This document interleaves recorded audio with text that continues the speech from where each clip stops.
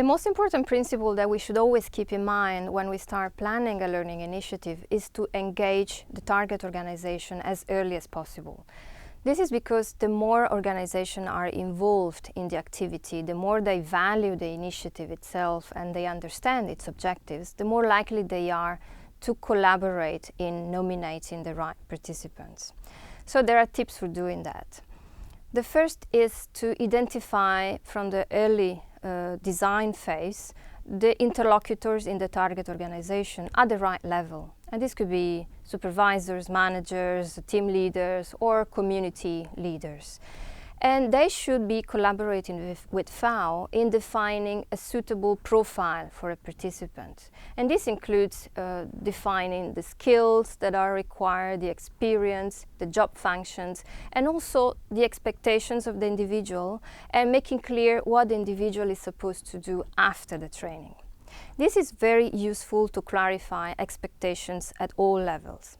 And this profile then should be formalized and put in an announcement or invitations for the training.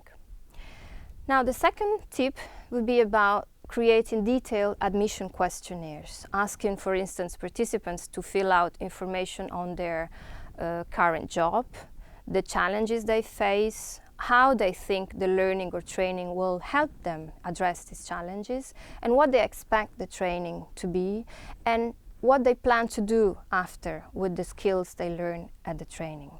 This is quite important to understand the context in which the learner is actually working and anticipate the type of challenges that he might or she might encounter when trying to then use the skills and implement them on the job. The last tip, which is not always feasible, is about suggesting potential candidates to undertake preliminary tasks. And this could be like an assignment or completing an online course, and only those who successfully complete those tasks can be then admitted to the course. This is useful, although it's not always feasible, to identify potentially unsuitable candidates, especially at the level of the motivation.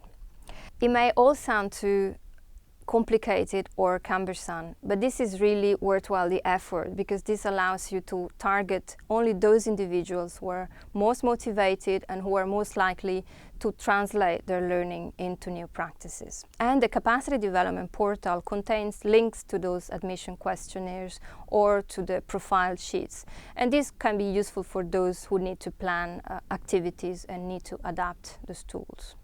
So these were some of the tips for targeting participants strategically in your learning activity.